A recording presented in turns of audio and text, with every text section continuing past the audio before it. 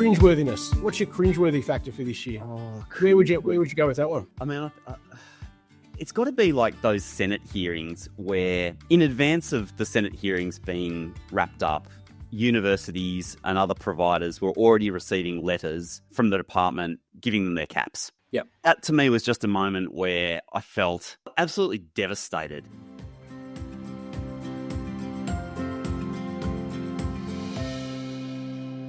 Welcome to the Global Horizons Koala News podcast yearly wrap. Rob and my dad Dirk will run through the year and you'll be entertained by some bloopers throughout the year's recordings. Over to you, Rob. G'day, I'm Rob Malicki, coming to you today from Garigal Land in Sydney. I'm the CEO of the Global Society. And I'm Dirk Mulder, coming to you today from Durry Glen. I'm the CEO and founder of the Koala News. Something feels unusual here, Dirk. What's going on? Have you been hijacked? It must be the end of the year, Rob. Yeah, we've mate, it's absolutely amazing. We've got my kids over with us at the moment. So Neve, when I told Neve I was coming down to do the podcast, she was super excited. So I said, why don't you come down and meet Rob and we'll see how we go. And lo and behold, she's done the introduction. Love it. Thanks for joining us, Neve. How did you go, Neve? First time on a podcast. Did you enjoy the experience?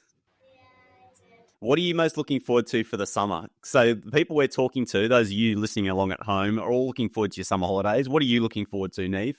Enjoying Christmas time with my family. Very nice. And is there anything that you're hoping for at Christmas time? Either a hoverboard. I hope he brings either a hoverboard or a Polaroid camera. Oh, very nice. Sounds good. I think most of the people listening along at home are hoping that Santa will bring a calmer year than we had this year in international education. I was thinking alcohol, Rob. But a calmer year would be good. It could be that too. Well, thank you so much for joining us, Neve, and I'm glad to know that you and your dad are going to be spending a nice summer holiday together. And Dirk, here we are, the end of our first full year on the Global Horizons podcast, and also for you, mate, the first full year on the Koala News. How's it been? Yeah, amazing, hey? Yeah, mate, it's phenomenal, isn't it? I was thinking that exact thing. I was walking down the stairs to come down to the office here and thinking exactly that. One whole year, we're doing our first wrap. We've got our first outtake reel coming up, which I haven't even heard, but I'm looking forward to hearing because I know there's been a few clangers over the year. But yeah, I look at, if somebody had said at the beginning of the year that, time would have passed this quickly, I would have enjoyed the process doing this, getting to know you better. Somebody had said that 12 months ago, I would have been over the moon, and I am, absolutely am. It's been an amazing experience. So thanks, mate. It's, cheers to you. And cheers to you, mate, and for us too. And I think one of the things that I've heard repeatedly throughout the year is just how valued the koala has become as part of the international education landscape here in Australia in such a short period of time. I mean, clearly there was this enormous pent-up demand that you've just tapped into. And let's face it, mate, you've exploded like thousands and thousands of people on the email list, thousands more following along on LinkedIn. It really feels like one of those pieces of the puzzle that Australian international ed have been missing. Look, you're right. And, I guess it's weird because we've got a series of questions that are up on my screen here that we've kind of agreed that we'd have a chat about. But I think we're getting to them before even asking the questions formally. But, mate, AIC, I've said it a couple of times on the podcast, particularly in the early days, you tend to sit back and, you're in a little office somewhere, and originally it was in the back office in Perth in my home, and you write these stories or you have other people write stories and you end up posting them and you see the numbers, but you don't really appreciate the impact or basically the people-to-people impact that you make. And I think we spoke about it post AIEC, and it was probably my first time to really be able to engage with a whole bunch of people in the flesh, one-on-one, in a short amount of time. And yeah, mate, the feedback was just phenomenal. And so, yeah, it's, you can get the odd message here or there, or the odd phone call that says, you're doing really well. And like I said, you see the numbers and you think, yeah, this is doing really well. But it's only until you get into a kind of a large gathering and you get that feedback, almost person after person after person for a couple of days. Yeah, it's really humbling. And like you say, I think we've, been able to fill a niche, which at the time, honestly, I think you look back and you go, yeah, there's a niche there. Didn't anyone see it? But at the time, I still remember thinking, is there the niche that I think there is or not? Or am I just being a bit silly here? I don't know. But it's been fantastic. And again, thank you to everyone that's reading the Koala, everyone that's listening to us, to the contributors, the Koala. It's been amazing, having industry insiders and not journalists write for the Koala, I think has made a massive difference. And yeah, what a year. Amazing. I'm looking forward to, finishing this up, getting the last version of the Koala out, and then spending a bit of time with the family and having a couple of drinks. So on that, what are your plans for summertime? What can listeners expect in terms of publishing over the holiday period? I imagine you'll be taking a well-earned break and probably coming back sometime second half of Jan. Yeah, exactly. I'm going to try to. So this Friday, what will that be? The 19th, 20th, will probably be the last wrap that I put out, and I'll probably, sort of go to bed there for a little bit. The interesting bit is there's still a lot going on the government perspective. So similar to last year, I'll likely, park most things until next year, but there will no doubt be a few stories that need to be pushed out, and I'll generally do that through the email chain and through LinkedIn. So when there's a large-ish announcement, I'll need to put down the drink and take the umbrella out of the drink and get back to it for a few hours. Yeah, very good. And we're playing a similar game on the podcast. In fact, over the next couple of weeks, what I thought I'd do is revisit some of my favourite episodes from season 1. The listenership on the podcast has, it's exploded over the course of the year. It's up 500% or more, since the start of the year. So there's a lot of people who weren't around during season 1. And of course, there's some fantastic conversations in season 1, people like Kent Anderson and Heidi Piper. So I'm going to be republishing some of those early episodes that people may have missed. Which one's your favourite, Rob? Overall? Yeah. Oh, man, what's the one discussion that really touched you? And it could be emotionally, it could be in a really positive way, it could be... Every conversation is such a privilege, because to sit down and be able to just unpack the stories of the amazing people in this industry for an hour or more is just such a treat. Next season, I'm going to be publishing an interview that I've literally just recorded with Jane Den Hollander, former Vice-Chancellor of Deakin University, and just an absolute legend. And I must admit, Jane has been one of my leadership heroes for years. I really admired the way she steered the ship at Deakin over the course of about 9 or 10 years. And finally, maybe just a month ago, I just reached out to her cold and just said, Jane, look, this is going to seem a bit weird out of the blue, but I just love the work that you did at Deakin, and, could I just have a conversation with you? And long story short, an incredible human being, incredibly generous, and she tells just the best stories. So transparent, very generous, sharing her thoughts and her stories and that. And so that's going to come out in season 2, just from the perspective that it's somebody that I didn't think that I'd probably ever necessarily talk to. And the fact that I just got out of my comfort zone, I reached out to her, I'm proud of myself for doing that. And then for her to be the amazing human being, she lived up and exceeded the expectations that I had. That was awesome. Totally. Oh, mate, that's amazing. It's, what? I honestly think it's wonderful when you see people that you look up to and who actually deliver on the the pedestal that you put them on, essentially. And not that she needs to be put on a pedestal, but there's an aura about these types of people. And to know that they, can tell a good story and that they are human and they're a good human is even better. So absolutely. Good on you. That's awesome. Yeah. What about for you, mate? Favourite personality of the year? The most interesting person you've run into over the course of the last 12 months or gotten to work with? You know what? After we spoke about this last night, I gave it some thought, and I had an equal to. And don't cringe at this, but, mate, you're one of them. Because, no, stop. But seriously, I've learnt so much from you this year in doing this podcast. I love the way that you go about your business, and it was just cemented home when we spent that week together at AIC. So for those of you who don't know, we shared an apartment together for the first time. I wasn't Big Spoon. We were in separate rooms, so real good. But just the chats that we had about our experiences over, 20 years in international education, from literally us being there early to check in, to go, we walk down the road with all of our gear and we got a coffee at the local coffee shop, and we just sat down and the way you go about it and the moment. So what I really love about you can switch off. I don't feel like I can switch off. So when we were in that coffee shop, I felt like you were the most relaxed man in the world, et cetera, et cetera. But the moment we got upstairs and you started pulling out your gear, you were like, right, got to do this, got to do that. How about we do this? How about, and you were just focused. And seeing you perform throughout the week, whenever I came back to the booth, there you were with somebody else. And it could have been somebody, as you say, somebody who you could be quite, when I say you, not you specifically, but anyone could be quite nervous around, right? So I remember walking in and you were there with David Lloyd and just Gallagher. David just looks up and waves, and there's you waving, and you're all laughing and having a good time. And, here's someone who's, bringing together 2 universities, who's obviously been he's the chair of UA at the moment, plays a significant role in our sector, and the UA just chatting away with him. And he's the same guy that I'm going to have a beer with later on and, debrief the day with. So, yeah, mate, I'm a big fan of the way you go about stuff. And you make it look so easy. That's the bit that gets me. And I think everyone knows that, right? It's Rob with a hat.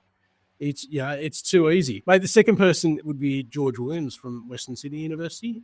George hasn't been around that long, but mate, the first time I probably saw him open his mouth was in that Senate hearing. And actually, you know what? It was, I don't mind saying this, there was a former COO of the Australian Catholic Uni, Stephen Weller. He sent me, because I'm an alumni of Western Sydney, and he sent me the video of George's introduction video to the alumni at Western Sydney. And I thought, this guy seems like he seems like he really cares about Western Sydney. And it's been a theme in almost every discussion that I've seen him. He is so articulate about the region. He's so articulate about the role that the institution plays to the region. And he almost taught the senators a lesson, and certainly showed up the government people in that first Senate hearing.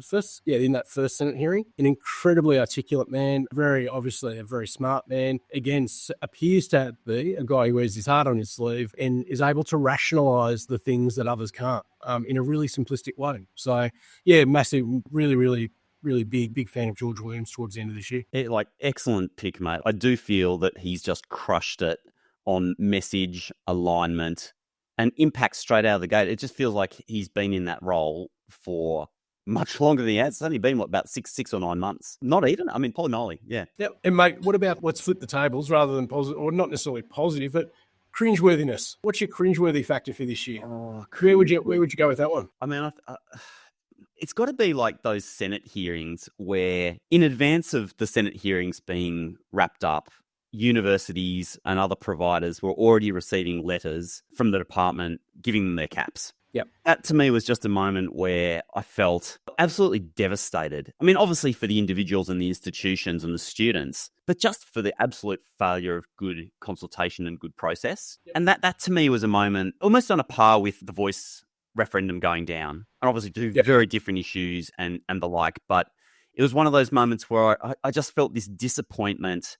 for our country around process, and obviously like the Voice referendum, much higher stakes. These are our First Nation people who deserve the recognition and the support and the voice. So that is obviously another level of magnitude. Yeah. Can I simplify it for you? The government just cocked it up. Yeah.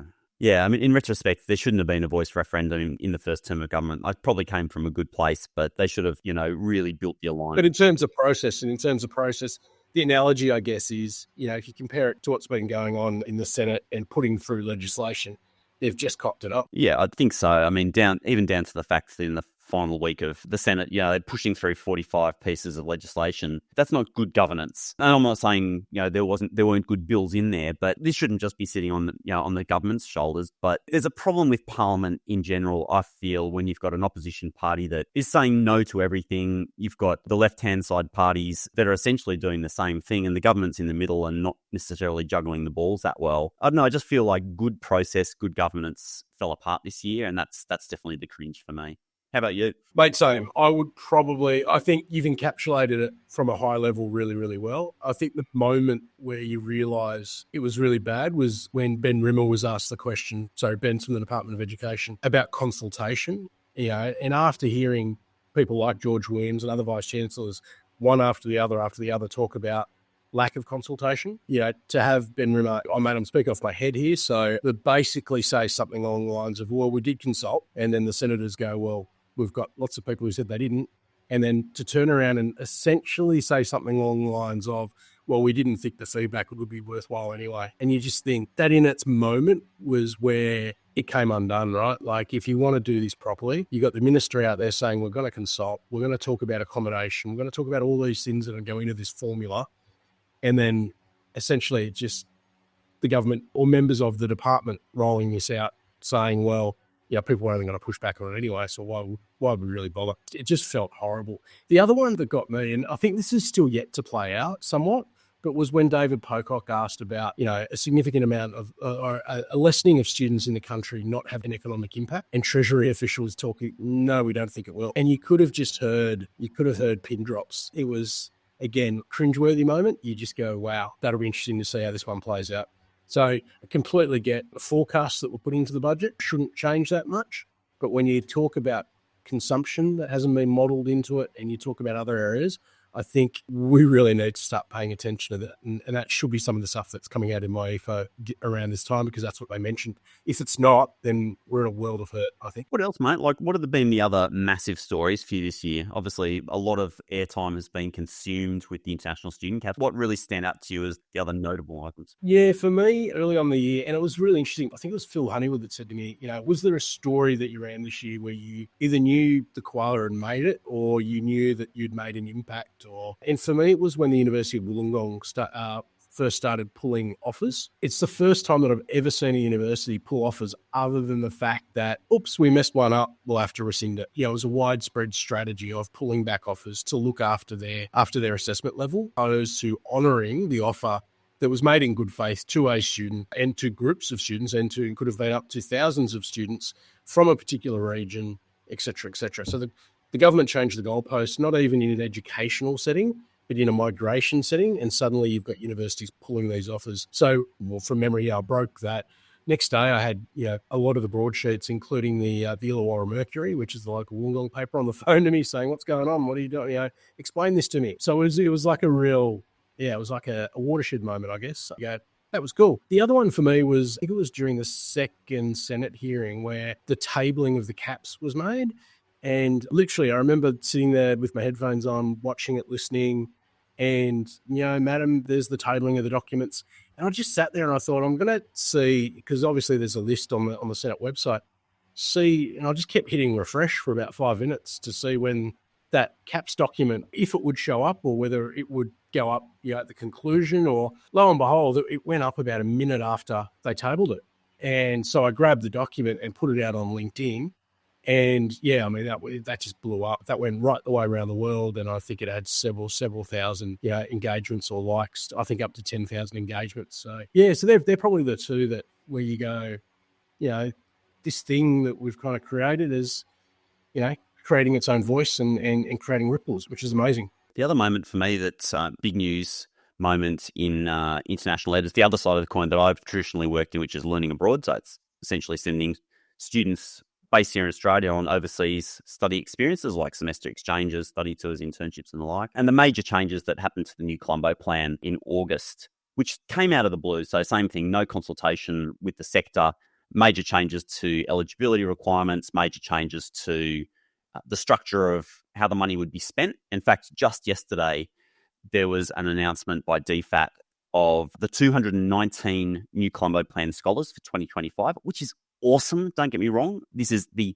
best freaking thing for our country to have 219 brilliant young undergraduate students out there in the region, building connections, networks, like having this incredible impact. It's our lead story at the moment, mate. Trevor wrote it up this morning, and it's sitting at the moment. And you're right. It's amazing impact. Huge. And so that's a 46% increase on the number of scholars that have been awarded. So a scholarship, for those people who aren't familiar with it, it's a $107,000 scholarship to spend up to 19 months studying and interning in the Indo-Pacific region. So very significant, but it's really building Australia's soft power. And to be honest, for the investment that's made, it's a drop in the ocean in terms of the investment for the impact Australia gains over the long term. The flip side of that is that the mobility program of the NCP, and the mobility program, for those who aren't aware of it, funds experiences previously between 2 weeks and a semester, like semester-length experiences as well, I think up to a year even. And the duration got changed. So the duration was changed from a 2-week experience minimum to a 4-week minimum, which might not sound very significant to the unlearned ear, but for those people who work in learning abroad, they know that basically cuts out a huge number of students that simply can't get away from day-to-day life to have a learning abroad experience, because 4 weeks is simply too long to be away from part-time job, carer responsibilities, kids, you name it. And what we've seen in the announcement of the scholarships yesterday, so 219 scholarships, is that the number of mobility grants, so that's the number of students getting a grant to go out into the region, has dropped from 6,700 in the previous round to about 4,000 in the current round. So that's less a gentle decline as it is a cliff. And that's 2,700 Australian students that won't necessarily have an international learning experience in the Indo-Pacific. Now, I have a very nuanced view of this. Like, in the end, I think a government that gets to decide how a program is structured. It's still a great program, and I'd leave it to the experts, who work in research to decide whether or not we should be investing in a prestige program versus a kind of mass reach program. I think there's merits to both arguments, but it was certainly a massive change and one that came with no sectoral consultation, which to me, once again, just goes back to the process question. I'm not worried about the changes. I think, though, any change can be justified, but the lack of consultation was certainly disappointing. End rant. By the way, for just to make it clear, NCP, amazing program. Love it, love it, love it, love it. Huge impact on Australia. Continues to be an incredible opportunity for students and institutions alike. Just please consult with us, people. That's all it's about. So, Dirk, how about we move on and we talk about next year? What do you see in the pipeline for next year in terms of a prediction? It's really hard to tell. Obviously the election is going to be a key kind of landing point for next year. You can't predict who's going to win the election, but I do think that there's going to be two halves. When I say two halves, there's going to be two parts to next year. There's going to be pre-election and there's going to be post-election. And I think pre-election both governments are going to be going hard on mantra around migration. They're going to be going hard on, particularly, I guess, immigration's impact on cost of living. And I think we're going to see some ugly stuff, in those conversations. And I think whomever gets in is probably, I don't know, man, I've just got this gut feeling and I've got nothing to hang my hat on. But I just think if you keep going hard post the election, either government, I think it's just silly. When you think about how Australia has used its migration program to rebound out of fiscal issues in the past, particularly regional issues, we're best learned to think about that as we move forward. And I really hope that all of this is about electioneering rather than ongoing strategy and policy, because if it's ongoing strategy and policy, we're going to be in a lot of trouble. We're going to be seeing a lot more organisations fall over, and we're going to be seeing a distortion of the market in a way that we've never seen it before. I reckon, how's this for controversial? I recken life's going to go back to normal. I hope it does. Yes, I hope it does. That's my prediction. I think a dozen businesses are going to go under. I think we're going to see at least a dozen closures of colleges because the damage is done. We'll probably see a dip in numbers, but my personal feeling is that, as you say, that they didn't get the legislation through. It's unlikely that that's going to be a headline piece or signature piece of policy that they want to get through before the next election. I'd be very surprised if that really makes it to the top of the pile. I feel like the economy's in trouble. Let's face it, without migration, the economy would already be in recession. So interest rates are probably going to get a cut, I'd suggest, in the coming months. That's my gut feeling. And as soon as that happens, the steam goes out of this whole debate. And once an election is held, I just don't see them seeing it as a priority. Either side, I think we just go back to life as it was before and we get to rebuild as a sector. So there we go. How's that for a bold prediction? Well, it is pretty bold. Let's cross our fingers that it actually does that. We'll see what happens. All right, mate. Well, I think we're done. And maybe the last thing that we should do is to say thank you to everybody that's supported us here on the podcast this year and on the International Education News by the Koala News as well. So thank you to all the guests who've appeared on the show. Your insights have been incredibly valuable, and we look forward to having more people joining us as guest contributors next year. And so, Dirk, also to you and your family, Merry Christmas, Happy New Year. Great to have Neve join us earlier on to bring us in. I hope you and the fam have a great end to the year, mate. Very well earned break. Awesome. Thanks, mate. And likewise to you and your family and to all the listeners and guests that have been on too. Merry Christmas and a Happy New Year. See you next time. The Global Horizons podcast is brought to you by the Global Society, Australia's learning abroad support company. For about 10 years, the Global Society has been supporting Australian learning abroad teams with technology, training, consulting, strategy, marketing, you name it. We all know that learning abroad is time-consuming and complex. So if your team could use a little bit of extra support, reach out to the Global Society, globalsociety.com.au. Today's episode was recorded on Garigal land in Sydney, and we pay our respects to elders, past, present, and emerging. Thank you. See you next time.